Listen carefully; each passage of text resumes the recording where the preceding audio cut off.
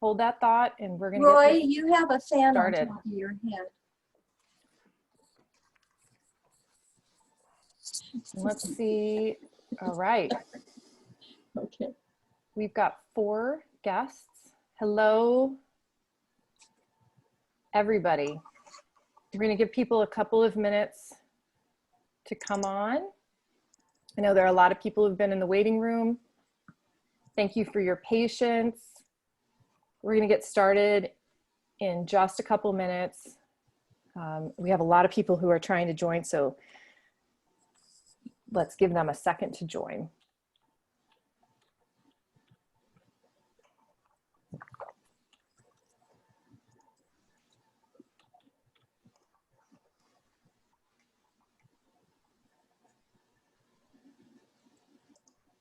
I do not see Sue.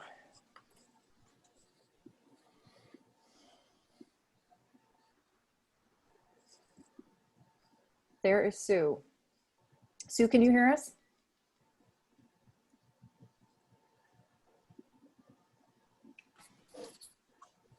There we go. You're on.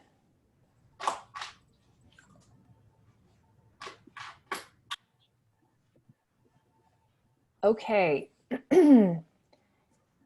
Sue, I think whenever you're ready, you can go ahead and get started. Okay. Good afternoon. My name is Sue Wallace. I am president of the Redlands branch of the American Association of University Women. We are proud to host the forum today for the nonpartisan candidates running for the Redlands City Council and Redlands City Clerk. AAUW advances equity for women and girls through advocacy, education, philanthropy, and research. The work of AAUW builds upon responsible public participation. Our Public Policy Committee, co-chaired by Diane Landeros and Chris Goodfellow, are responsible for keeping our members informed on the issues of the local, state, and national government. And they felt that this was one way we could inform both our members and the public on the issues facing us locally. We believe after hearing the candidates speak today, it will help you make an informed decision on your vote in the upcoming election. Again, welcome on behalf of the Redlands branch of the AAUW. Thank you so much. Thank you for that. All of our guests, thank you so much for joining us. Thanks for and also most importantly, thank you to the candidates for joining us tonight. I wanna just spend a moment talking to you a little bit about the format that we're gonna be using tonight and how we're gonna move forward. So for starters, I'm Chris Goodfellow. I'm going to be the moderator. I'm also, as you noticed, dressed as a ref. If it comes to that, I am not afraid to use the mute button.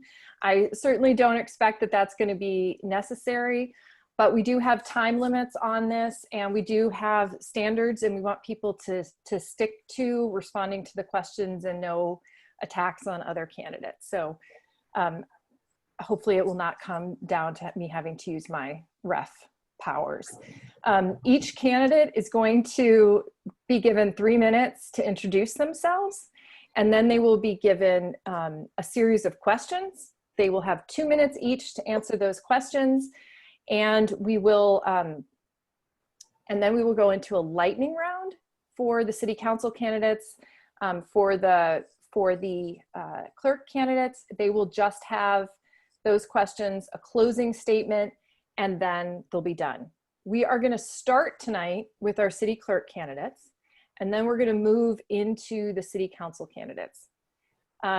We have collected these questions from our community, from our AAUW public policy branch, and we have way more questions than we could want to get answers to, but that shouldn't stop you. If there's something that if there's a burning question that you have and you want to post it, there may be an opportunity, because they speak more quickly than I anticipate, for us to ask those questions, and I might choose to pull from there if there's time. No promises. I will circulate an email after this event that will share information about the candidates if they choose to share it with me. And I would also just tell you that these are all local folks and they're here tonight, so they care about your vote. And if you have a burning question, they all have websites, and I would definitely reach out to them and get those questions answered. There's no reason that you should just use this as the one and done event. These are your representatives in the future, and you should definitely take advantage of your access to them. I just have one more person that I'm going to introduce. Her name is Patty Ahern. She's going to be our timekeeper tonight to keep us on track. Patty's going to, do you want to show what you're going to display to keep track of the time? Yes, thank you, Chris. And greetings to all of our candidates. The timing will be the same for both the City Council and our City Clerk candidates. The opening statement will be 3 minutes. I will hold up a green card at 2 minutes. It looks like this. So be sure I'm in your scope, your view, so that you can see me. At 2.5 minutes, you will see the yellow card go up. This is yellow. It may not look yellow on your screen, but this would be the 2 minutes and 30 seconds. At 3 minutes, the red card will go up, and the red card means you need to stop. Your 3 minutes is up. When we do the 2 minutes, it will be 1 minute for the green, 1.5 minutes will be the yellow, and the 2 minutes will be the red. And you need to finish up by then. I might tell you, yesterday when we had our Board of Ed candidates, no one went over. They were very good about keeping on time, and I'm sure you will do that today. Are there any questions at all? Just be sure I'm in your view. Okay, thank you. All right, thank you so much. And with that, we're gonna get started. So I thought that we might start with the City Clerk candidates, and we didn't know, honestly, what the responsibilities of the City Clerk was. So I'm gonna share with you what some of the responsibilities, for those of you who are attending and might not be aware of this, what does the City Clerk actually do? So the City Clerk can take submissions from citizens in the community. If you file a petition with the community, they make sure that the filing is done correctly. They work with the registrar. They have to know all of the rules and the regulations for the City Council to make sure that they're following those. They take minutes for the City Council meeting. It is a full-time job. The City Clerk ensures that the laws are in compliance with the city, state, and federal laws. They make sure that we're adhering to the Brown Act, and they're very good record keepers. And so this is a really important, all-encompassing job in the city. And so with that, we're gonna get started, and we're gonna go in the order that candidates first joined. So we're gonna start with Jeanne Donaldson, and then we'll go to Roy George. So with that, you are up. My name is Jeanne Donaldson, and I have lived in Redlands for over 50 years, moving here as a young teenager. My family has a deep connection to the community. I have a father who was born and raised here, as were both my children. I also have a grandfather who was a physician here in town. So I'm proud to call Redlands my home. Currently, I am the City Clerk, and I was elected in November of 2016. And it's been my privilege to serve the community over these last 4 years. My role in the office, though, began 8 years ago after my previous employer had to shut its doors due to the recession. And what I learned very quickly from the former city clerk, Sam Irwin, who I was fortunate enough to have been hired by, was, as you had mentioned, Chris, that the city clerk plays a key role. But like many of you, when I first started there, I really was not clear as to exactly what a city clerk did. But I discovered that the role that a clerk plays is crucial to and vital to our democratic principles. And I thought at the time, wow, who doesn't want to be a part of this? I mean, it was quite enlightening for me. And that balance of power that any government thrives on in this nation is no different in Redlands. Our city council members are elected to represent the citizens, and they set policy.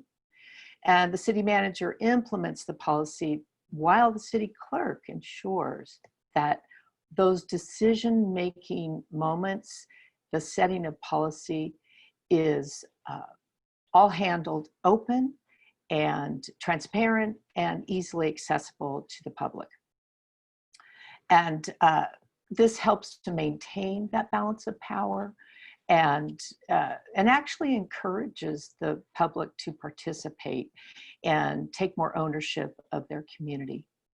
One of the ways in which I am your partner in democracy is that I take your comments and I act as a liaison between the council and the public. And that has been one of the most rewarding aspects of my job. And it has allowed me to get to know some of you as I've assisted you with whatever your needs are.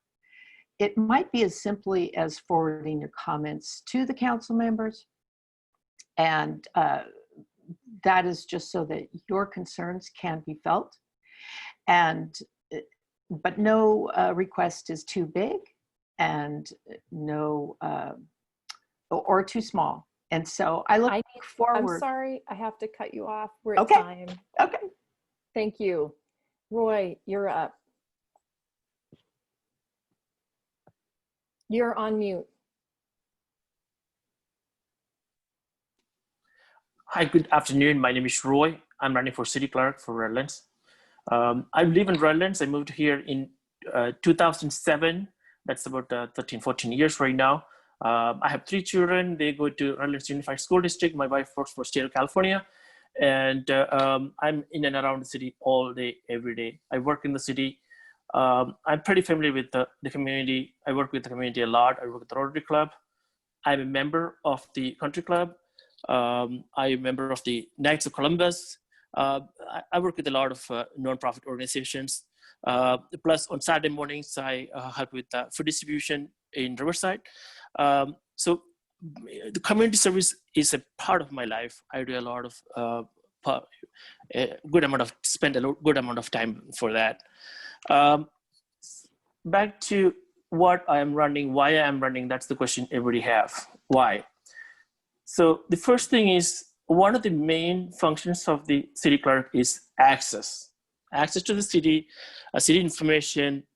For us personally, I try to access the information from the city. Many times it's not that easy. This is a time with internet. We have all the social media with Facebook, Instagram, but it's hard to access the details from the city.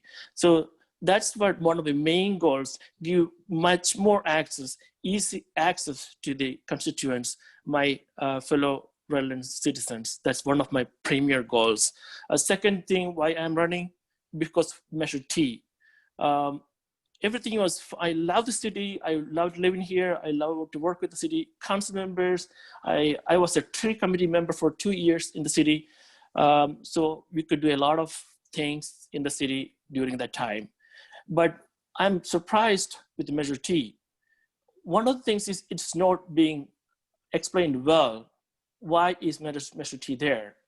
Part of the reasoning is it's for safety, spending the money for more for public safety. But only thing is there is no safety net there. There's no guarantee that all the money is going to go towards that cause. That worries me. That scares me. A lot of the people losing jobs now. We have the highest unemployment rate since last 10 years right now. Why are we increasing the taxes? It's not fair for the constituents. It's not fair for people losing their jobs. So that's one of the reasons I am running for city clerk. So as a city clerk, I will make sure it's a transparent city and we have the integrity to explain to the people for anything we do. Second thing, easy access to the community. Third, fair and balanced elections. So I want to build a transparent, accountable, and fiscally responsible city. Thank you. Thank you. I appreciate that. Okay, we're going to go back to Jeannie for the first question. Please tell us what your current job is and how your previous work experience has helped you to develop the skills you need to be a city clerk. Well, gosh, it would take quite a while to really go through all my duties as city clerk, but I know that you mentioned some of them, Chris, and that has to do with the laws and regulations governing over a city clerk. And the Brown Act, for instance, is a key regulation that must be followed. And what that stands for is that meetings are open and public. For instance, agendas have to be posted at least 72 hours in advance. And the public needs to be made aware of what is on the agenda. What are the council members going to be discussing and considering and potentially voting on? So that's just one aspect of the Brown Act. I am also the elections official. I'm the filing officer for all the economic interest statements where people have to report a conflict of interest. And let me jump to some of my experience previously. I think that as a clerk, what I've learned is much of it is regulated. So a detail hand is really required. And I think that in the past, that was something that I was very comfortable with. I appreciate that minute detail and follow through. And I would say most definitely that is a requirement of all city clerks. Thank you. Roy. Yes. The same question goes to you. Would you like me to repeat it? Yes, please. What is your current job, and or how has your experience helped you to develop the skills needed to become the city clerk? Oh, okay. Right now, I am a mortgage banker with the City Financial. I do home loans, and I work with a lot of clients in the city. That's my main job. Plus, I work with the Rotary Club. I am a programming chair for the Rotary Club. And with the Country Club, I'm one of the committee members. So what it is I'm pretty blend in with the community. So how my experience helped. I used to work for Chase and Citibank. So these are the largest corporations in the country. What is the difference between a corporation and a public entity? The main difference is discipline. So I am well disciplined to do the job. Plus, I'm independent. I have independent thoughts. So something we are seeing since last 10 years, 20 years, we want to change it. We want to see something new. So I bring new ideas to the community. I will bring new systems in place so people can access the information easily. Right now, I can access by my kids. She's 16-year-old. It's hard for her to access because they are more into internet and new media. So it's hard for them to access information from the city. So my goal will be easy access through the new era. Okay, thank you very much. All right, we're going to go back to Jeannie with the next question. What is the most important aspect of the job of city clerk, and why are you the best person to fill this position? I think the most important aspect for a city clerk is to be open and accessible to the public. I know that I have maintained an open door policy, and every person who has called me, emailed me, or walked through that door is listened to, and I want them to feel as if their concerns are heard and that they are forwarded to the city council, who is the decision-making body. And so I do feel like that is the most important aspect, and it's simply because, as I mentioned earlier, this is a democratic society. and our legislators represent the citizens. And in order for them to know how the citizens are feeling about a topic, then they have to voice those concerns, and whether it be support or opposition. And so we want to always encourage that. And I think that the city has done a good job with some aspects of accessibility, but it is definitely something that I definitely want to continue and pursue. Thank you. Okay, Roy, are you ready Yes. for that? Do you Yes. need me to repeat the question again? No, I'm fine. Okay. So some of the council members are my good friends, and I know the mayor very well. I know a lot of the staff members of the community or the city of Redlands, I know personally. What I'm bringing in new is going to be more accountable community, more accountable city. Right now what's happening is everybody is a friend, and everything is an yes. So I want to be the adult in the room, bringing different ideas. I want to work with the council, of course. At the same time, if I have a different opinion, I want to express that. I want to make sure this is build a much stronger city with a different of opinion at the same time working together. So that's what I'm going to bring in. Right now, everything is yes, yes, yes. But I want to express my different opinions. I want to bring in new ideas, new opinions. That's what I'm going to bring into the job. So that way, this is going to be a much better functioning democracy compared to everything is an yes, yes, yes, same ideas. So the different ideas, that's what I'm going to bring. Thank you. And then I have one last question for you guys. In these incredibly divisive, partisan times, this position calls for nonpartisan leadership.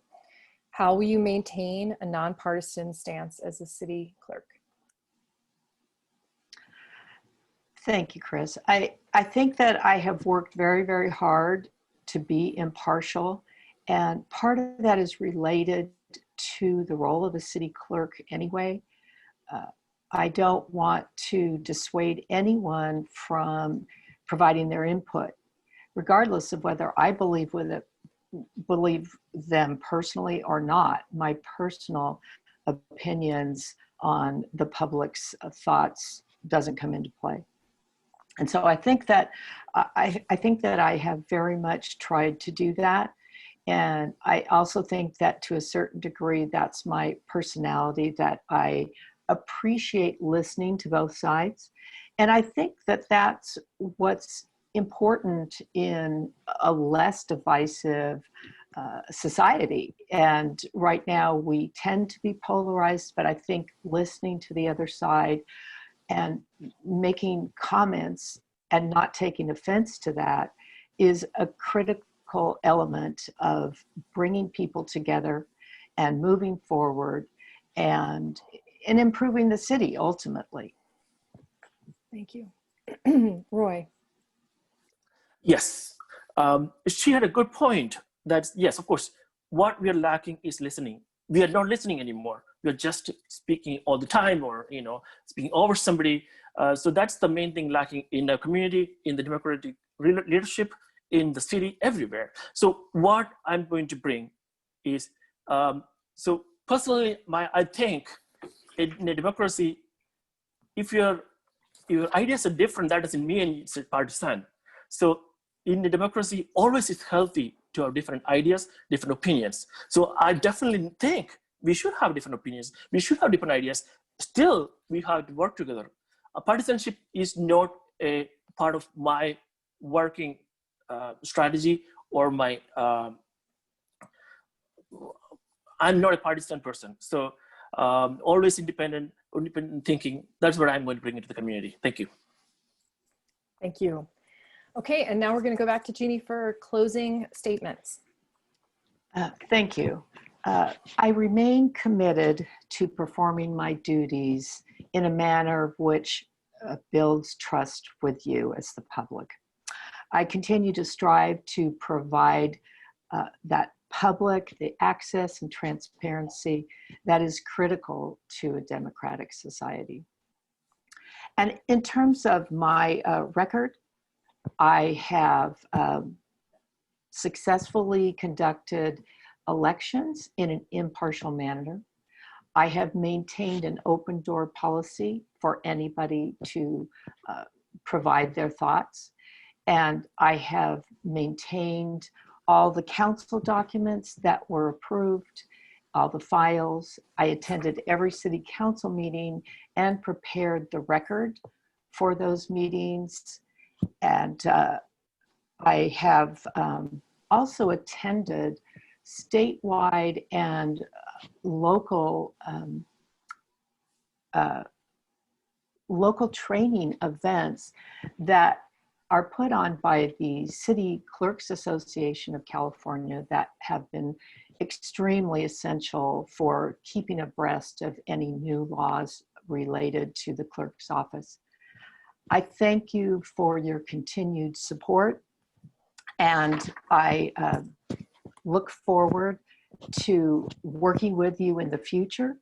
And I know that digitizing documents is something that is a critical aspect, and the public can now access city council documents directly through the city's website.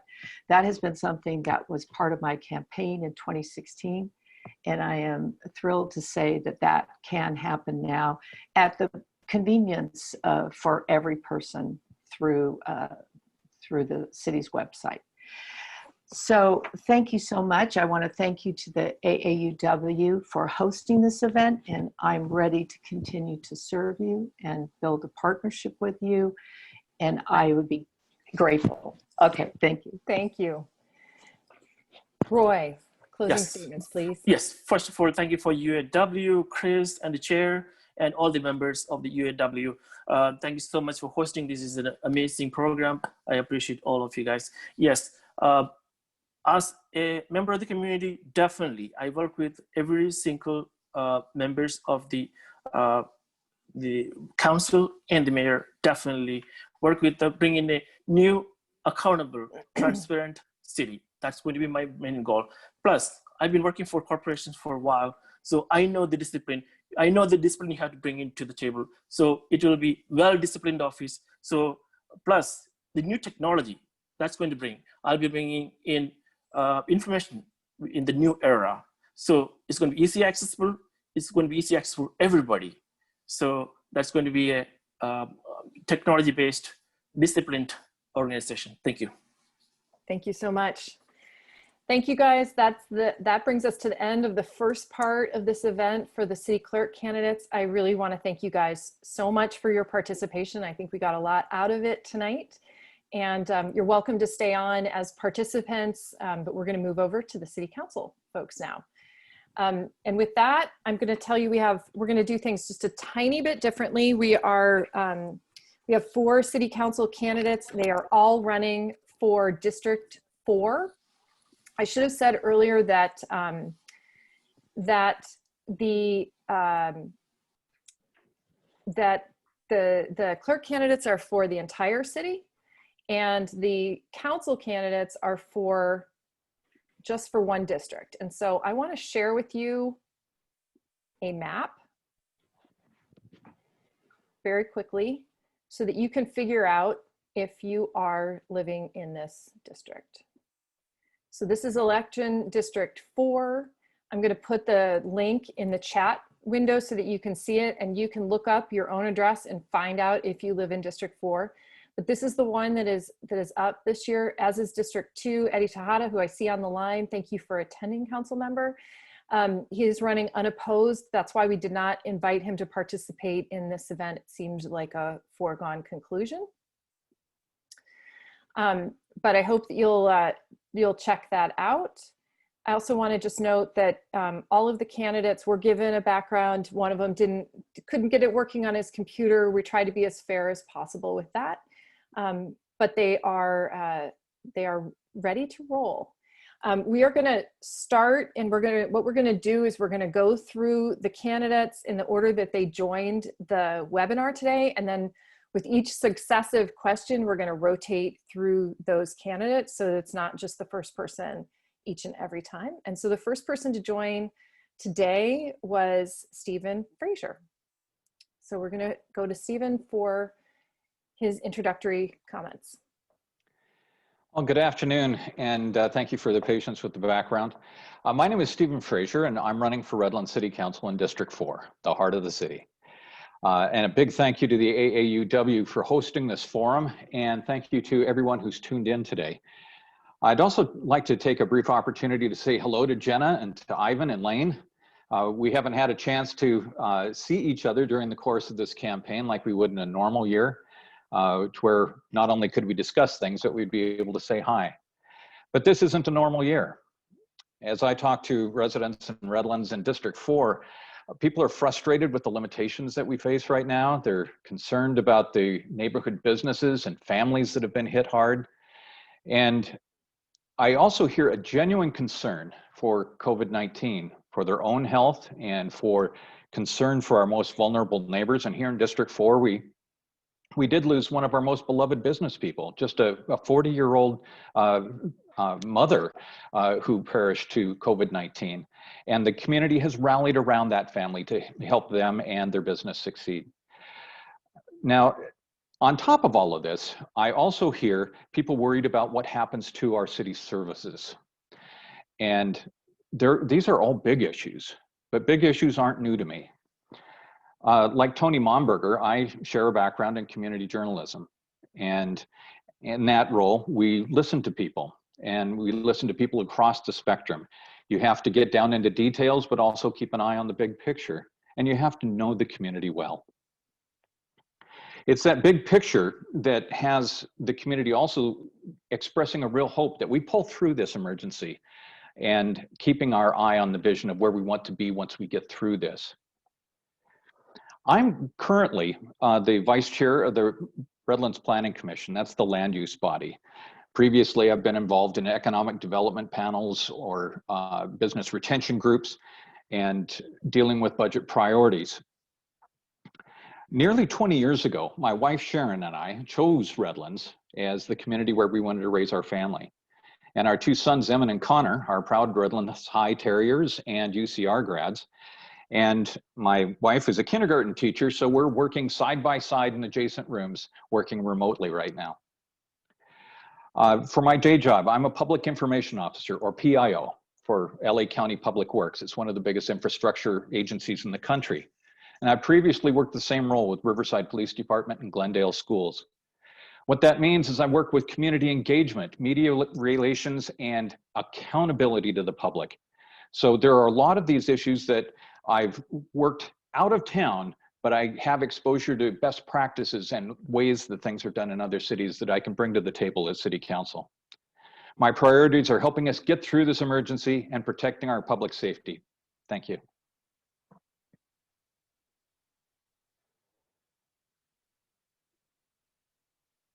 You're muted, but it looked like you said Jenna.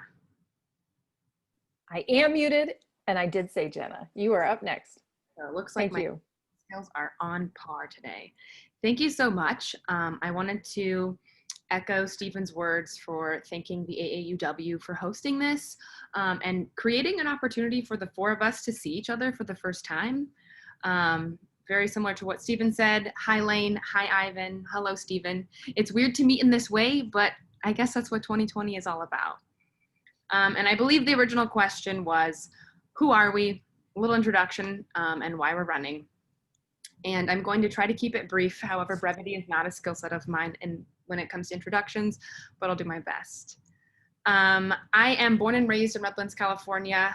Actually, prior to the drawings of the districts, it just so happens to be that my entire life has taken place in District 4. And the stars really aligned when it came to looking at what it looks like to participate in your community in a more action-based and, I guess, goal-based way. My background is in mental health. I'm currently working as a mental health therapist trainee at a local agency here in town. And my background in Redlands sort of goes all over the place. A massive part of my roots has to do with the Redlands YMCA and the Great Y Circus. And in that space, I have I developed a lot of opportunity to participate in leadership roles. I traveled around the country working with different organizations related to that. The American Circus Educators, as well as the American Youth Circus Organization, getting to be on the board of directors for the Community Circus Arts Corporation. I have a pretty robust background in board experience, in competency, and in general listening. And so something that I think Stephen said that's really important to highlight when it comes to what a representative of a district should be is they should be able to listen to the needs of their constituents, the needs of the community, because as you may have seen on that map that Chris shared, there are very unique needs for the different districts. The data, the demographics just are completely different from group to group. And so it's really important that those who are in those spaces are able to speak to the actual needs of what that district needs. In addition to that, the actual city council kind of works collaboratively to make decisions for the city at large. And it's really important that decisions that are made in the future look into both infrastructure, community needs and resources in a way that says, how can we really meet the needs of all community members and how can we help them thrive? One other important element of the motivation for me to run and to be participating in this journey is that the median age of Redlands right now is about 35 years old. And being this age, sorry, Chris, I know I see the red. I think it's important we have fresh voices on council. So thank you. Yeah, thank you. Okay, next up is Lane. Lane, are you there? Lane, you're on mute. Yes, I'm here, but I want to be able to see Patty, so I just needed to pull her up. Okay. So thank you. Excellent. No problem. Please go ahead and introduce yourself. Actually, I'd like to see myself as well. Can I? Okay. But I keep losing Patty. I'm sorry. I guess. All right. My name is Lane Schneider, and I'm running for council in the 4th District. Years ago, the Cold War was a tense, open rivalry between the United States and the Soviet Union. It was a political, economic, and propaganda battle with a limited use of weapons. 1989 and the fall of the Berlin Wall was the beginning of the end of the Cold War. During the late years of the Cold War, I lived in Poland. I was a student and a teacher. I'm telling you this because those 2 years had a profound impact on my life and on my worldview. When I lived in Poland, it was a communist country. Everything was centrally planned and controlled. There were no private businesses. Everything was state-owned and state-run. So why am I giving you this history lesson? I'm telling you this as a backdrop to help you know who I am. I want you to know what motivates me. I believe the individual person matters. When we see people only as a group or a collective, we no longer consider the individual. As a follower of Jesus, I believe each of us is made in the image of God. And because of this, every person is worthy of respect and service. What I experienced in Poland and what I learned from the Bible motivate me to serve others. Here in Redlands, I've lived 33 years, and I've learned to listen to and to serve individuals in my neighborhood and in my city. I'm a critical and creative thinker, an inquisitive person, and I love people. These are important qualities for a servant leader, which is what I think a council member should be.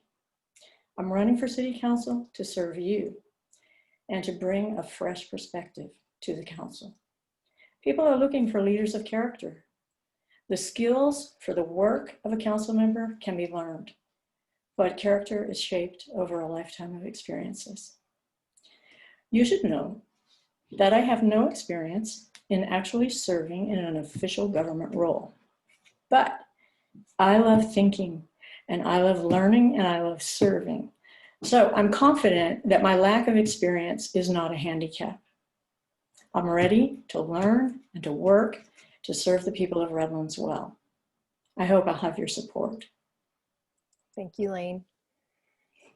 And our final candidate who's going to be introducing himself tonight is Ivan Ramirez. Hello and thank you. My name is Ivan Ramirez. I've lived in Redlands since 2011. I've been a public servant for over 9 years, representing the people of San Bernardino County in various capacities. As a former budget and contracts administrator for the County of San Bernardino, I've had experience managing multi-million-dollar budgets and key IT contracts that are critical to countywide operations.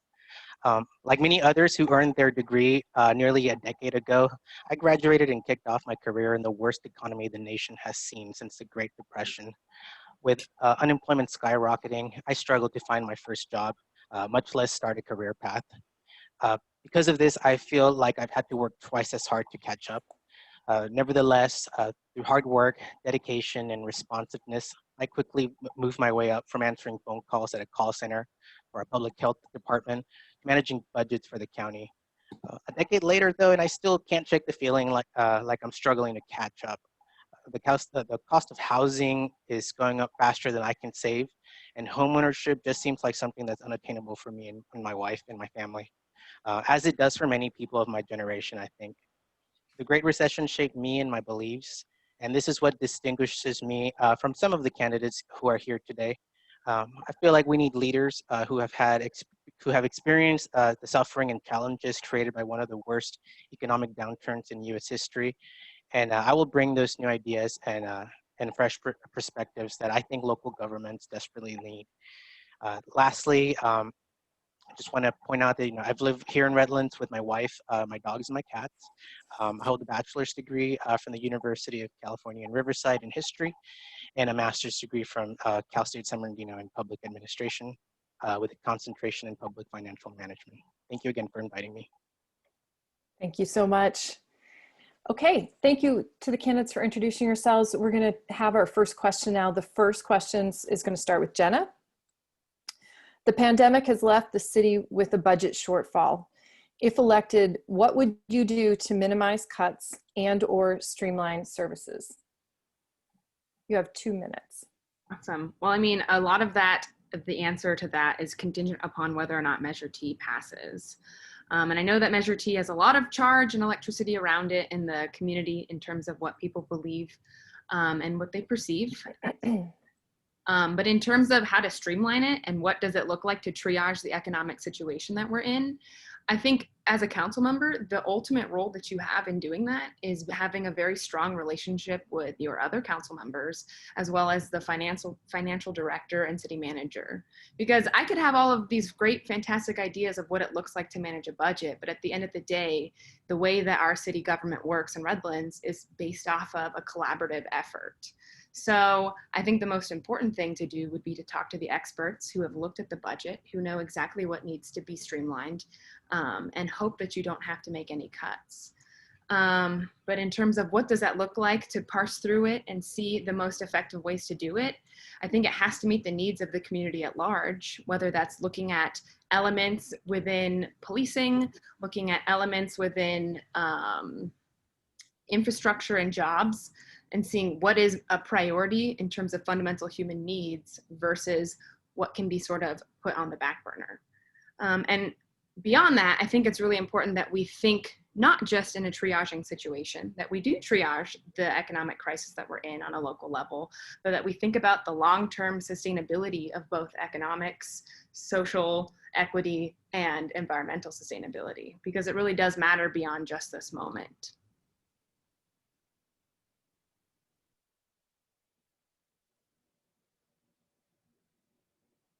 I have to come off mute. Next is Lane. Would you mind repeating the question, Chris? Not at all. The pandemic has left the city with a budget shortfall. If elected, what would you do to minimize cuts and/or streamline services? I think the first thing I would look for is ways to streamline services and see what is there that could be reduced or cut. I don't know because I haven't read through the whole budget, but I often think that when we are looking to save money, there are ways, but we have to look pretty deep. And that's what I would be doing, looking deeply into service areas and also into budget areas, you know, to see where can we trim here and there, looking for things that could be handled in a different way. For example, the city did provide some emergency kinds of services or materials and supplies that they were able to acquire through grants rather than actually paying. And I thought that was a good idea. You know, it was things like masks and other equipment for fire and police that's out there. And so it's a matter of looking for things like that to see, is there any way we can get some things that we need without, you know, going further into the budget. That would be my main thing. I think Jenna had a good thing when she said it's a collaborative effort with other council members. I agree wholeheartedly with that. You know, when you become a member of a group, a council like that, you do have to learn to work together and listen to one another. I'm big on that, listening. So those are the things I think about for your question. Thank you. Next up is Ivan. Well, whether or not Measure T passes, I think there's tools and certain things that you can take, you know, to balance that budget and make sure that not one service is significantly impacted. I know that because I've had to make those recommendations before to my higher ups that eventually make the recommendations to the Board of Supervisors at the county. I would start by looking at positions, putting a hold on recruitment of vacant positions or just completely eliminating positions that are currently vacant. I will make cuts across several areas so that not one service is significantly impacted. I would try to minimize cuts to public safety. I would negotiate, I would reach out to our labor groups and try to negotiate a freeze on pay increases and benefit increases. I would consider furloughs if absolutely necessary. And I would try to use our reserve funds before we make any significant impacts that would deeply impact our public services, particularly, like I mentioned, our public safety, like fire and policing. And then lastly, before, you know, anybody in government even makes a decision about, you know, making budget cuts, and I touched on this earlier, but we need to reach out to our labor groups because our labor groups are the subject matter experts in the fields, you know, that their members are representing, like our fire department unions and our police unions. Those guys are the subject matter experts. Unions do a lot of research on their own. A lot of the times they have more data than the actual people in government. So before making any of those decisions that, you know, would severely impact those sectors, public safety, I would reach out to our labor groups. Thank you. And our final candidate is Steve. Yeah, the pandemic and the economic impact that it's had on the city has been steep and deep. It's the kind of economic impact that our reserve funds were somewhat meant to ameliorate.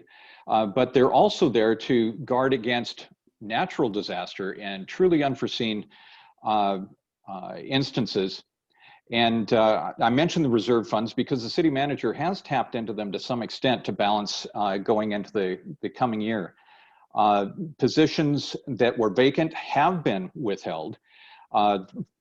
In fact, many of our city staff who are part-time and support positions, such as crime analysts and the people that apply for grants in the city manager's office, all of those positions have been cut back already to try to minimize the costs going into this coming year. One of the things that all of us in the city can do to do our own part is to support local businesses, because the tax revenue that we generate through our local businesses help to build up the revenues that the city has. And while we're also on that revenue side of things for a moment, Measure T is absolutely crucial.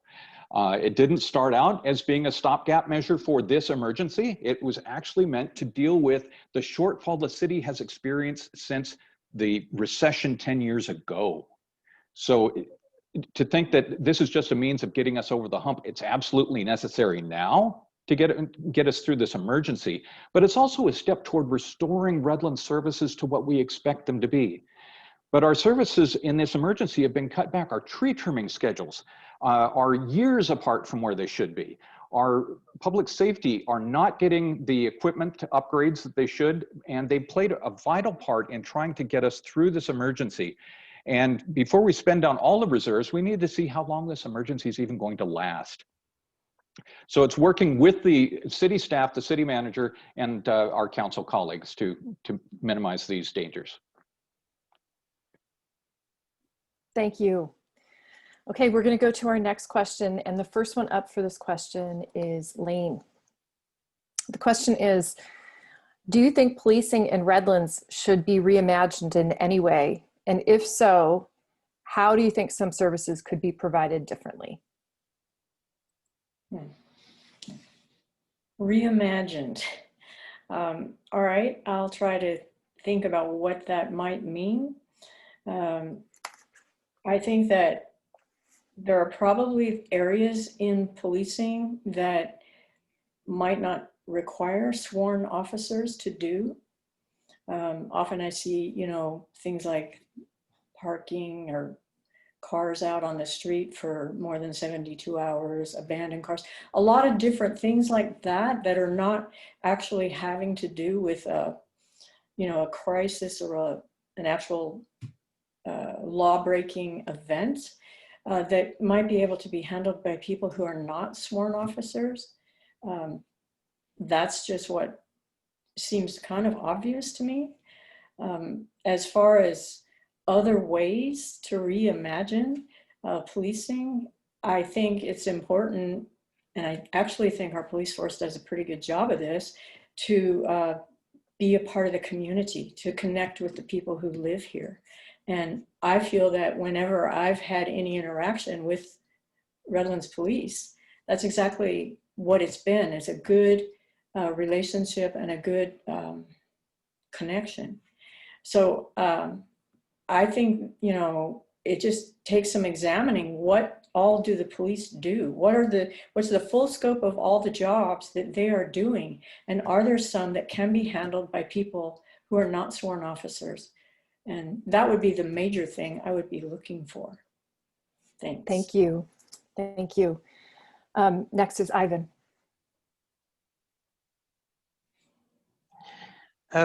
You know, Lane touched on a couple of things. I do agree that there are probably some things that our police officers are responding to that may not necessarily require a sworn police officer. But I think that the Redlands PD is already doing a good job at shifting those type of calls over to our citizen volunteer patrols. I mean, I don't know if I've seen the trucks in a while, but I know that they're out there. I know once when I had my car broken into, it wasn't a sworn officer that responded to my break-in to do the police report here in our parking lot. It was a volunteer, one of the citizen volunteers. Same thing that happened when I reported an abandoned car near the university. So I'm a data-driven guy, and I know that the conversation right now nationwide is shifting on whether we need to, you know, like you said, Chris, reimagine our police departments. And I just think it's too early to tell. I personally would like to see more information, more data that comes from reports that look into those issues before I make any decision on whether, you know, we shift our resources around so that, you know, we, as you say, we reimagine the way that they're currently policing. Thank you. Next up is Stephen. That's a really good question. And I worked as an adjutant to the chief of police in Riverside as a civilian, working with the command staff at the police department. And part of my role was in accountability and community connection. The community policing model is one that works in Redlands. The police department is very community connected for the size of the force that we have, which is much smaller than it actually should be if we were in an ideal situation. Unlike many cities, many of our police officers live in this community to have that additional sense of connection with the people that they serve. As Ivan had mentioned, many of our non-critical incident responses are handled by citizen volunteers or by code enforcement officers who are not sworn individuals. The reimagining comes from how can we move some duties away from police officers, such as mental health and homeless outreach. The police officers still need to be part of that team for safety in supporting the outreach workers, but there is that teamwork aspect. The police don't need to be the first and only responder in those cases. I'm pleased that with my background, I've had the ability to have really good conversations with the police chief and with the Police Officers Association about issues that they confront in the community. I've found a good rapport and an openness to ideas and possibilities for change that suits Redlands, but we're very fortunate in this community that we don't have many of the emotional touchstones and flashpoints that other communities do. And I think we need to recognize that we are very lucky as a city in that case. Thank you. And finally, Jenna. Thank you so much for that question. Can you ask it one more time just so I really hear the meat of what you're asking? Yeah, absolutely. Do you think policing in Redlands should be reimagined? And if so, how do you think some services could be provided differently? Okay, so that's a tough question because at large, like the institution of policing historically, you know, has never been has never held a neutral position. So policing at large needs to absolutely be reimagined and have we need to approach it in a different way. We need to have conversations about it all the time. And we talk a lot about public safety when we're talking about policing. But when you look at the data and you look at the statistics, there's actually very little public in terms of how we talk about safety in a safety system. And I work in mental health. So I see a lot of the, you know, Stephen, what you're talking about with how do we reallocate the way that we look at services for mental health and community resourcing. And I think one of the problems in the idea that police have to be present is that I don't really think that the institution, like the group of policing in Redlands specifically, needs to shoulder the burden of all of that work. You know, like I fundamentally believe that that should not fall on the backs of one institution, that we have to kind of create a community dialogue, you know, regarding what do those services look like? How does the funding get spread? You know, it's critical to hold all systems accountable, yes, you know, especially those that are serving public roles. Things like a citizen oversight agency is a good start, but at the end of the day, if the actual roots of the system themselves are plagued with issues of power differentials, issues of not full competence or humility and cultural training, then how do we expect to actually move forward if we're just putting Band-Aids on a broken root? So how can it be reimagined? I know I only have 2 minutes and I have a lot to say. I think what we have to do is we have to move into more of a holistic solution-based focus, right? A care-based service where we're ensuring that our communities have like safety and security and their basic necessities met, right? That we're talking about social equity, that we're talking about housing, economics. It goes beyond that. I have a lot more to say, so please reach out if you're watching and you want to know more about that. Thank you. Okay, for the next question, we're going to start with Ivan. And this question is, in these difficult times with COVID, how can we help small businesses without endangering the health of the community? Well, we can start by making sure that they have the resources. If they, you know, if they have any need for like equipment, it would be nice if the city, you know, made those resources available. I know that Lane mentioned that, you know, the city received equipment through grants for protective equipment. I don't know if that equipment, you know, could be redirected to some of the businesses that are unable to, you know, get that on their own. I know it's tough getting that type of equipment. I know because I've had to order it for my agency, and it's difficult. It's still difficult to get a hold of it months after, you know, we've been going through this. But then there's other things that, you know, we could do. I think the city took a good step by making State Street, you know, having the outdoor dining. I'd like to see a little bit more of that throughout the city with you know, city involvement and city support, not just in our State Street, in our downtown. There are other businesses, you know, around the city that are struggling, not just in our downtown. But yeah, those two things, making sure that they have the equipment that they need so that their customers can have a safe experience while they patronize their businesses, and seeing what other options we have, to make dining a possibility for some of these restaurants. I've noticed that throughout the city, not every restaurant is doing it. I don't know why. Maybe they don't have the resources. So seeing a little bit of more of city involvement, I think would go a long way in helping them. Thank you. Thank you. The next up is Stephen. The COVID-19 emergency is one that really begins with us. The county, as we heard just this past week, started to inch toward the red zone and the greater flexibility of opening, yet a resurgence in case numbers put us back into the purple range. And this happens in this county, it happens in Southern California, and it happens across the country throughout this whole period that really needs our vigilance to support our neighbors and our businesses and our community and keep all of us safe. At the start of the emergency, I was actually working with LA County Public Health on their messaging. So I take COVID-19 really seriously. One of the things I find really encouraging in our businesses, for example, are the COVID-19 compliance certificates that are prominently placed right in many business windows that assure the public that those business owners take the safeguards seriously, that they've taken the steps to make the shopping or dining experience a safe one with the restrictions that we have right now. And those businesses are to be saluted, and please patronize them as you go about your shopping needs. The State Street was a tremendous boost. I think it actually boosts the character of Redlands on a good day, and we need to find ways to retain that. And I love seeing the other State Street businesses come out onto the sidewalk and engage the public who are out on dining.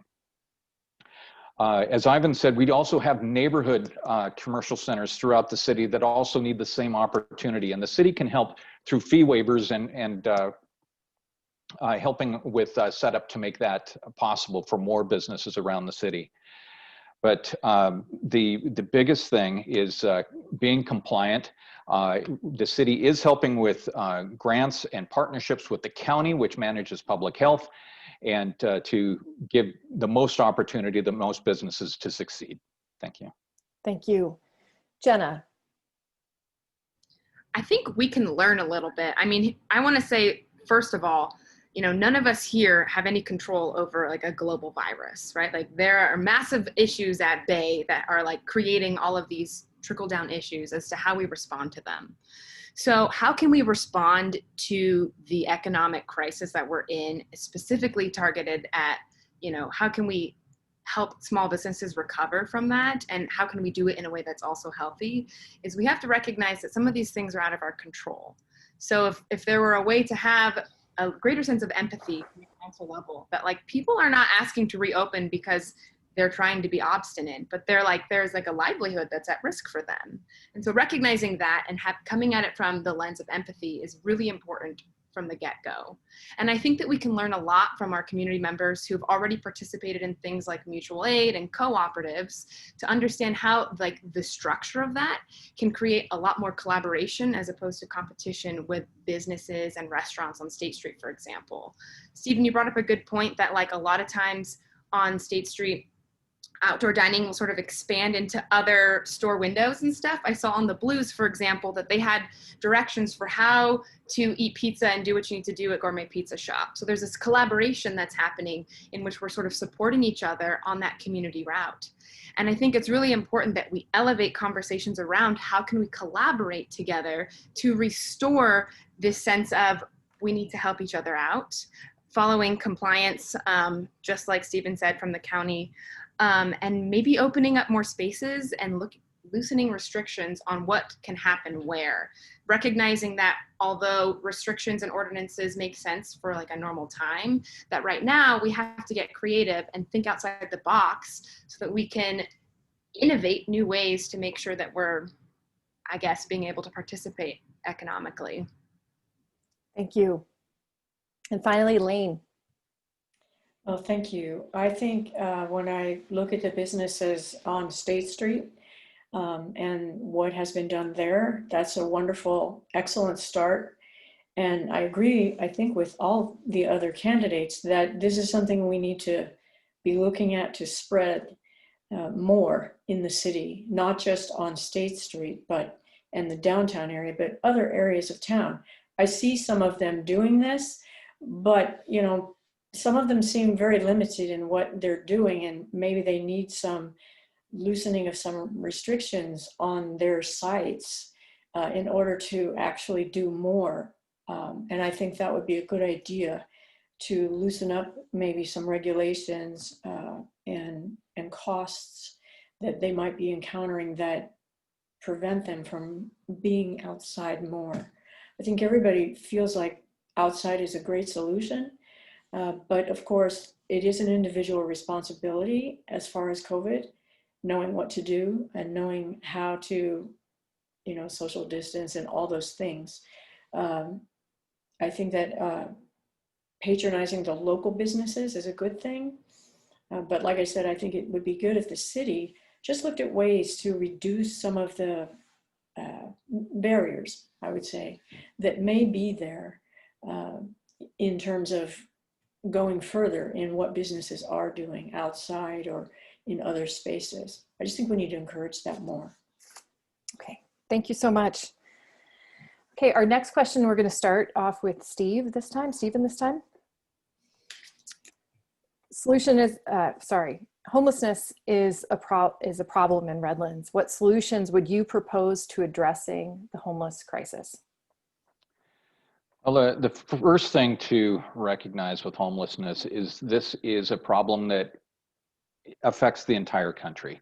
And no one city is affected by this alone, and the solutions that we can craft to assist people affected by homelessness are going to be able to be affected by one community alone.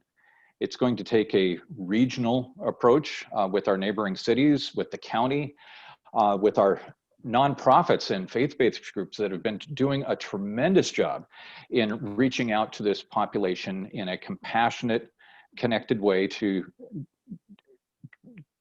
get people connected where we can. I'm especially concerned about persons and families that are or will be newly homeless that are most critical to get connected with services so that they don't get ingrained in a cycle of frustration that's ever harder to break out of. We're very, again, fortunate in Redlands that we have some tremendous groups that Family Services Association, Youth Hope, that have done tremendous things with the homeless and youth homeless in our city. But there are also legitimate concerns with safety and the perception of discomfort that people have with encroachment in parks and in front of their businesses. That again takes kind of a teamwork approach with outreach and code enforcement, law enforcement when that is necessary. But we've got to continue to build on the teamwork and collaboration between the county, our city, neighboring cities, and our nonprofits and faith-based organizations. Thank you. Jenna. Thank you. So a big point of contention I have with the conversation around homelessness, I just want to say really quick, it's more appropriate to use the term unhoused, just because the community who works in that's the term that we use. So just so you guys know for future reference. Also, I think it's really important to notice that the crisis of the unhoused shouldn't only fall on the backs of nonprofits and faith-based organizations. I work in a nonprofit. I work with the homeless community. I'm well aware of the resources and the needs that we're able to provide for them. But it's definitely the bare minimum when it comes to what is actually equitable and appropriate for their needs. Another thing that I want to say that's really important in terms of the response around enforcements and codes is you can't police homelessness. When you look at the data and you look at the statistics around what is it that causes homelessness, a lot of it is a lack of housing insecure housing, mental health issues, people who struggle with really complex trauma backgrounds. And so it's really important that when you're even talking about this crisis, that we're not talking about them as if they're a plague or a parasite on our community. We're talking about them as if they're human beings that have root issues, that it's our job to figure out how to resource them and nurture them and nourish them in a way that acts in a care-based environment. And so part of the conversation that I had earlier around what is a reimagined police system looks at how can we see our communities in a care-based way that's looking at how do we invest in social safety nets like resources? How do we build our capacity to relate to one another, right? Deepening these relationships in our community that aren't just about like outreach events, but that are real relationships where we care about these human beings. You know, and how can we increase this idea that people have more skin in the game, right? More stake in the game. That there's a more vibrant engagement on every level of civic engagement, of policy engagement, and how can we utilize the people who are leaders in their own communities to tell us what their needs are so that we're learning from them and not telling them what they need. Thank you. Lane. Well, I appreciate very much the thought and the idea that Jenna presented about the personal aspects and the care that's involved, because my husband and I have had a long-standing relationship with someone who was in this situation of not having a place to live for many years. And we have seen that change, but it's been a long time and a long involvement that it requires patience and love and care. And I don't think there's any way to get around that. No program can really replace one-to-one relationships with people.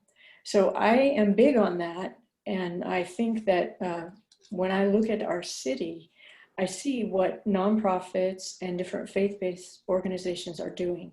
They are focusing on needs, but they're also places where people care and love. Not to say that the average person doesn't care, but I'm just saying that's a concentration of people like that. So I would like to see maybe some more possibly collaboration, more financial help, certainly, for some of these kinds of groups and these kinds of individuals. They need the help. And also, I just challenge people to step out of your own comfort zone and try to talk to some homeless person, or as Jenna has said, unhoused person, because it can change your life if you let it. So thank you very much on that. Thank you. And finally, Ivan. This question comes up a lot. I know it's a concern for a majority of the people here in Redlands. The fact is, as Steve mentioned, this is a very complex issue, and it's not an issue that one city is going to solve on its own. It's going to require regional cooperation. And I don't need to look at the data to to tell you what the root cause for for the problems that people are experiencing out there that sometimes contributes to homelessness. I was an eligibility worker for a couple of years for the county of San Bernardino. I had a homeless caseload, and a lot of times it's drugs, trauma, and mental health issues, and those are just things that a city is not going to be able to tackle on its own. So I think what we can do, a first good step in the right direction would be elect people that realize this is a serious problem and are prepared to tackle it together as a region. A lot of the times you hear about public officials in other areas mention that this isn't our problem, this is so and so county's problem, and that type of mentality is not helpful. It's a regional problem and it needs to be solved together as a region. But as a city, there's things that we can do to plan for the basics. A lot of times there are health issues associated with homelessness. You hear about the diseases. I can't remember the exact disease that was spreading a few years ago in San Diego, where the city had to go and power wash the streets. So we can start by helping out those people by doing things that the city can afford. Maybe open up some showers and bathrooms so that we can start to address some of the homeless health related issues like hepatitis and such. Those are things that are within the city's, I would think, within the city's ability to provide. And it would go a long way, as COVID has taught us, that diseases are a serious issue and they shouldn't be ignored. Thank you. Thank you. Thank you. Okay, next question is going to start with Jenna. The question is, what do you bring to the table that will make Redlands a better place moving forward? I think, again, that goes back to the conversation around what is the job of a city council member. And at the end of the day, all four of us here have very unique backgrounds and perspectives about what we think makes Redlands a better place. But at the end of the day, your skill set needs to be around being collaborative and being able to listen to the needs of your constituents and your community members.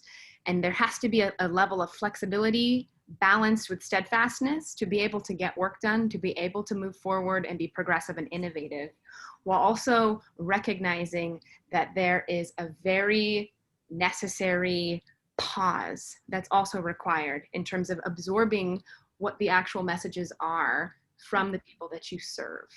So I think my background in mental health as a therapist, as a counselor, as someone who's been a leader of various arts groups. When I was the director of the Great White Circus, I managed over 400 different volunteers in a very rigorous show season. And so I think that to that, I bring a very robust level of experience in terms of leadership, in terms of being a transparent and accountable person. I bring integrity, honesty, and I think my biggest skill set that Redlands needs at this point is a very high level of empathy and understanding. I believe in compassionate leadership, I believe in inclusivity, and I believe in a city that is sustainable, not just environmentally or economically, but also socially, a place in which everyone can thrive, and that happens on a relationship-based level. And so to that, I also bring very, very deep relationships in the community that I would like to leverage as a way to bring the actual needs of all of the shoulders of giants that I stand on before you. Thank you. Lane.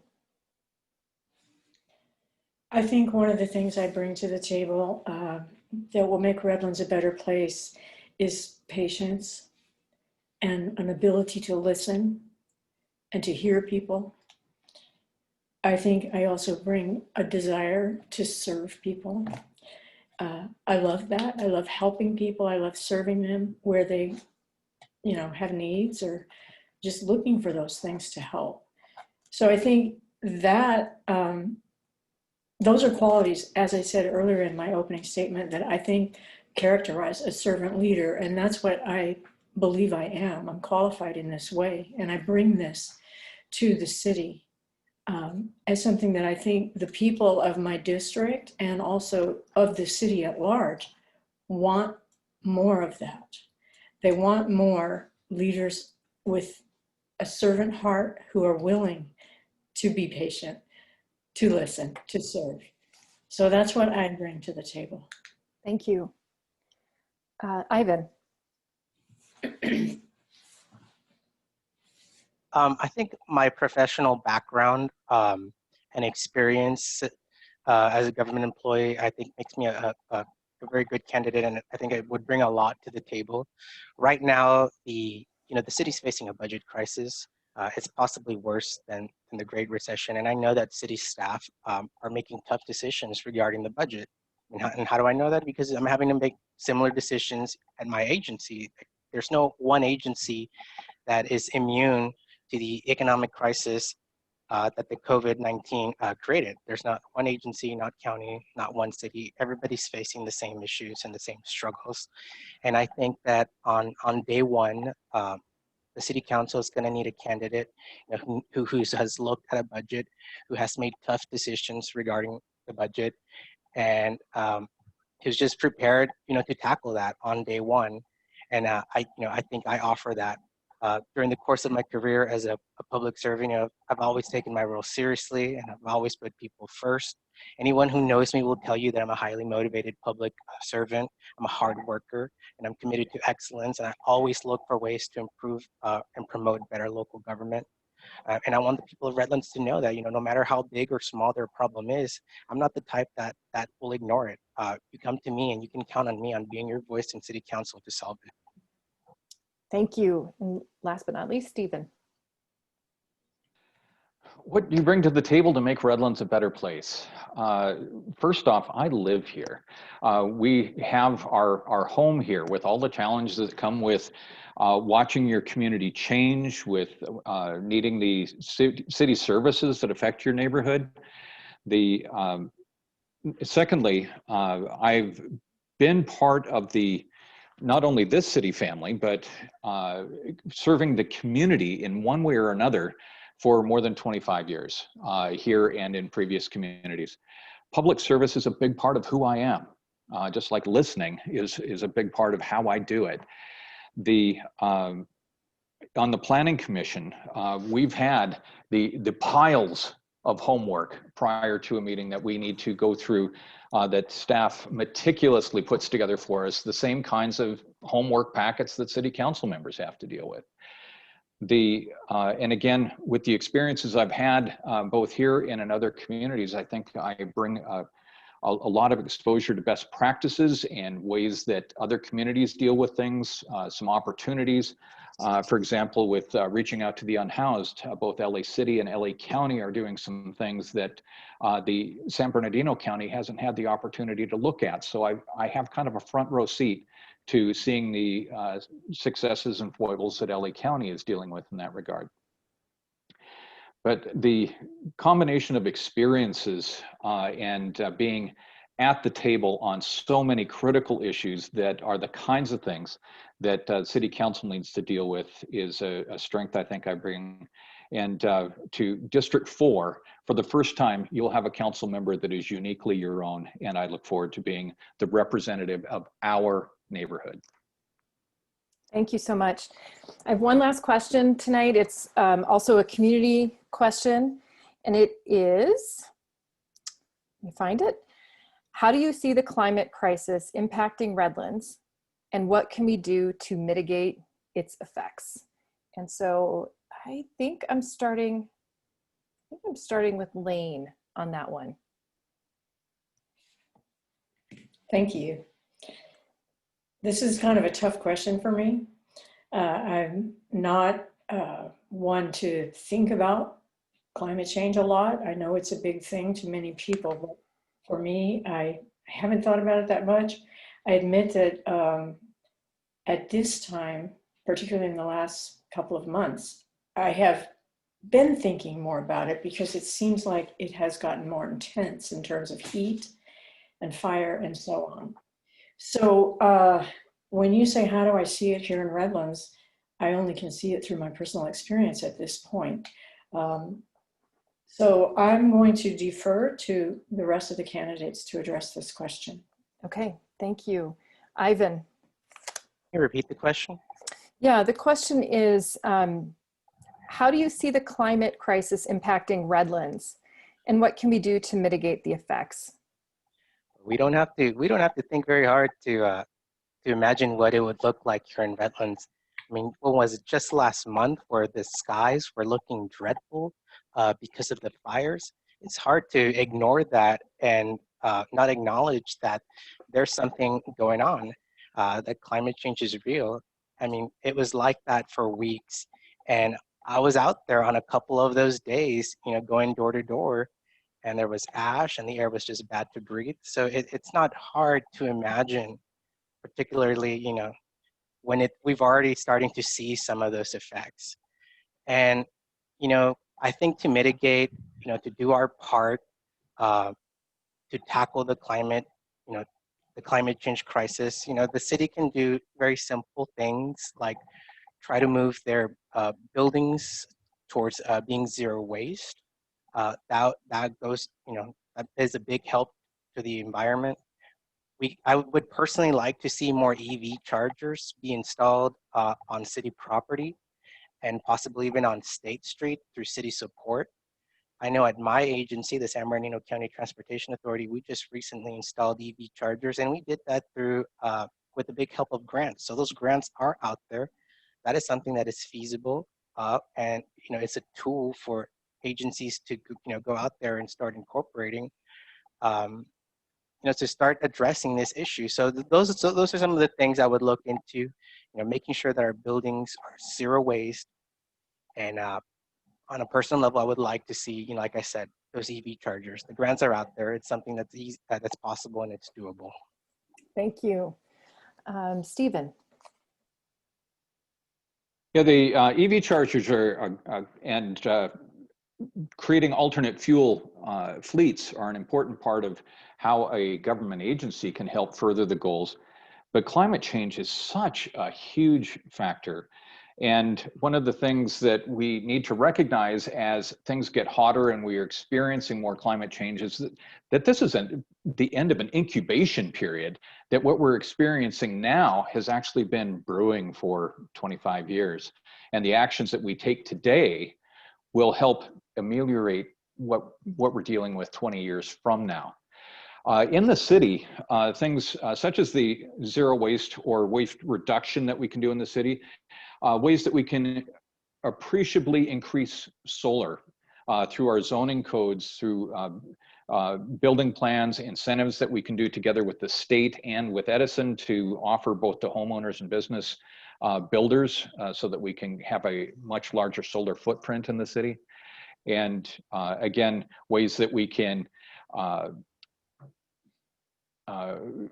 work with more sustainable practices that makes the climate change solutions more real. We've also got the transit coming in and the train, and I'm a big advocate of having an incentive-based fare structure so that people are more enticed to use transit when they have reason to go into San Bernardino and further points west. Thank you. And Jenna, finally. Thank you. Can you repeat the question just so I know I'm answering it completely? Of course. How do you see the climate crisis impacting Redlands, and what can we do to mitigate the effects? I want to echo what the prior candidates have said, that it is very obvious that there's a climate crisis. Hands down, hard stop. Yes, we are in a very difficult situation right now. In terms of what can Redlands do to mitigate that, I think the number one thing we need to do from the get-go is have some sort of relationship in a consultation of experts. Believing science and having a relationship with people who know exactly what needs to happen, partnerships like that are critical. Second of all, I want to echo what Stephen said, that incorporating renewable energy sources, such as like increasing the opportunity for solar, educating our community members on what a local Green New Deal might look like. Are there ways that we can also incorporate jobs and things that are utilizing renewable energy and moving forward, becoming a model city kind of like Copenhagen that pledges to be renewable energy like fully by 2025. So all of those things are a necessity. Things like smart growth principles and having housing that's closer to transit, the data is out there, also helps mitigate climate crisis issues on a local level. Another thing that's really important to talk about is weaving in an element of social equity into your climate action plans. Because when you look at the data, climate action on a local level is more sustainable when you're also including leadership in other parts of under-resourced neighborhoods to increase social equity, because then long-term, everyone across the board has an equal playing field and baseline for access to renewable energy and things like bike lanes, parks, etc., that help improve our response to the climate crisis. Thank you. Thank you so much. Okay, that's going to wrap up our questions. We're going to move into the lightning round. Now, just to remind, everybody should come off mute because we're going to go lickety-split through these questions.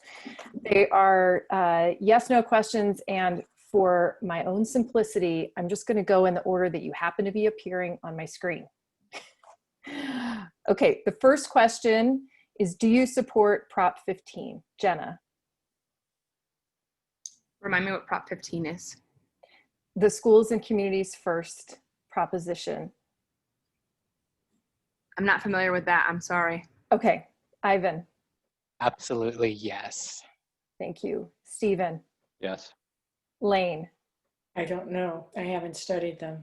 Okay. Do you support Measure T? Jenna, Yes. Ivan, Yes. Stephen, Yes. Lane? No. Thank you. Do you think we need a police oversight commission in Redlands? Jenna, Yes. Ivan, Yes. Stephen, Yes. Lane? I think so, yes. Do you think our police have adequate training? Jenna, No. Ivan, Yes. Stephen, Yes. Lane? Yes. Is making Redlands a more environmentally sustainable community a priority to you? Jenna, Yes. Ivan, Yes. Stephen, Yes. Lane? I'm not sure. Do you support the development of Safety Hall? Jenna? What does that mean? Safety Hall would be a facility for the police to operate out of that they don't currently have. You should probably include that in your question. I don't know that because I don't know what it means. Ivan? I'm unsure on this one. Okay. Stephen? Yeah, there's a lot to pack in there too, but the police department does need a new permanent facility. Lane? Yes, they need to be in one place. And there is a proposition on the ballot that would allow consideration of racial and gender parity in employment decisions. Is this a position that you support on the ballot? So do you support, simplify this? Yeah. Can you just reference the actual proposition? I mean, it's the proposition, right? Yes. And I don't know what the proposition number is right here I in front don't of me. remember either. I think it's 22. I'll repeat it. There's a proposition on the ballot that would allow for consideration of racial and gender parity in employment decisions. What is your position on this initiative? What do you mean by a parity? I'm not understanding the proposition you're talking about. It's the affirmative action one, I think. The affirmative right? action one, Prop 16. I'm not familiar with Prop 16. Okay. Ivan? No. Stephen? I'd have to read the details from both sides. Okay. Lane? I don't know. Okay. And that is it. So thank you so much. We're going to move now into your closing comments. And I think to go back to where we were, we are starting with you, Lane. Okay. So we're going to start with you. You'll have your closing statement now. All right. Thank you. Thank you. Thank you, AAUW, for hosting this forum. It's a big undertaking, and I appreciate you all for doing it. I will continue to listen to the people of Redlands, to hear what you want and to hear what you don't want. I have a perspective that favors you, and I'll work for you. As I've said, my lifetime of experiences have shaped my character, and I want to be a servant leader for you on the council. I love Redlands and all the unique individuals that make up the people of the city. I love to think, and I love to learn, and I love to serve others. And these are abilities that I think will serve you well on the city council. If you want to learn more about me, visit my website at laneschneider.com or follow me on Instagram at lane4redlands. That's the number. Let's see, how can I get my hand? You got it. Yeah. And my email address is lane4redlands, again, the number 4, at laneschneider.com. You can text me or call me at 909-844-3179. I would love to hear from you and in any way that you want to communicate. So thank you very much. Thank you. Ivan. I'll try to keep this very short and simple. First, thank you again for organizing this and for inviting me. I would like to close with a good story about why I'm running for city council, but I've actually never been a very good storyteller. Unfortunately, I've never had to rely on a good story to get me to where I am. It wasn't a good story that helped me move up quickly from answering calls at a public health call center to managing multi-million-dollar budgets to the county, or that helped me complete my graduate education while working full-time. I did that through hard work, dedication, and by being responsive to those who relied on me. And if elected, that's exactly what you can expect from me: hard work, dedication, and responsiveness. Thank you. Thank you. Stephen. Well, first of all, I'd like to thank the AAUW for putting on the forum. It's been so rare that we've been able to get together in any kind of way to have a conversation with the community. So this has been so valuable. Thanks again. I also want to thank the residents that tuned in because, again, it's so rare that we have this opportunity to present to you. As with others, I've got a website I welcome you to take a look at, stephenfrazier.com, and my contact information is there, and it's easy to reach me, and I look forward to connecting with you.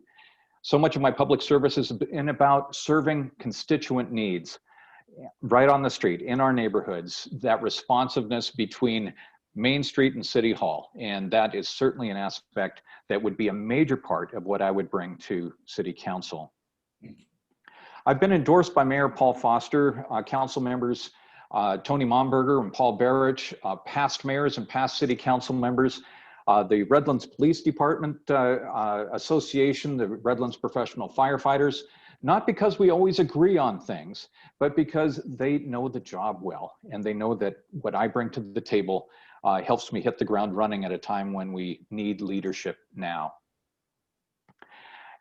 My challenges that I've grown up with, not unlike others, I've had the layoffs, I've had the difficulty buying our homes, raising our children, and things like that. So the struggles are real, and they've been personable, and I'm honored to live in this city that's been so nurturing. And District 4, I look forward to being your representative. I'm asking for your vote. Thank you very much. Thank you. And finally, Jenna. I just want to say, I think, thank you, first of all, for the organizers of this event and for everyone who's tuned in and stayed this long, as well as the other candidates for being patient and gracious with each other. It's a weird time, and it's also weird to be like in competition with each other. I think at the end of the day, we all do want the same thing, is this sense of community, a sense of unity in that community. And I think that one of the reasons that I feel so deeply motivated to be a representative on this council is because I have experienced the life here in Redlands as a youth, a teenager, and now an adult.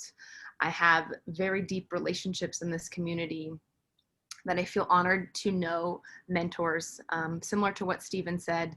They're not necessarily people in high positions of power within our city, but that there are what I would see as like personal endorsements of my character and my ability to listen and sit patiently with people as I hear what their true needs are and how we can make sense of that in the world. I think as a 30-year-old woman who represents the median age here in our city, I think it's really important that we bring a fresh perspective and a fresh voice to our council so that decisions that are made and votes that are cast take into account the needs of the entirety of our community, the entirety of what it's like to experience life, especially in District 4 on the north side of town, in ways that maybe voices haven't been heard before and bridges have not been made. And so I hope in that position to maintain those deep relationships and bring those, I guess, conversations and unmet needs to the table to create a more unified environment where we all thrive. Thank you. Thank you all so much. So that's going to wrap up our event for this evening. I would ask for the candidates to stay on for a moment, and if you could turn on your camera, because we've had a request to take a quick little picture. Prepare yourself. While that's happening, I want to thank all of the attendees who joined us tonight. I know you have a lot of other things that you could be doing on a Sunday night than spending 2 hours in front of your computer right before you go back to work and have to start all over doing it again. So I really do appreciate you being here, and I am really grateful and thrilled that we had all of the city council candidates here tonight to talk. It's very difficult to get information on local races with the lack of local news that we have. So thank you so much. And thank you to my fellow members of AAUW for your support in putting together the questions for this event, and to the community members who participated by submitting their own questions as well. So thank you, thank you, thank you. Priya? All right, guys, thank you so much. I'm going to stay off the camera because my puppy is trying to come onto my computer. Let's do a count of 3, and then I'm going to take a picture. Erica, would you be able to come on as well? I know it's a little awkward. Maybe she can't hear me. All right, we'll just do this. Okay. All right, on the count of 3. 1, 2, 3. And stay there. Perfect. Thank you so much, guys. I really appreciate it. Thank you. All right, have a Thank you great on night, behalf of everybody. AAUW. Thank Bye. you. Thank you, and good to Thank see you all again. of you.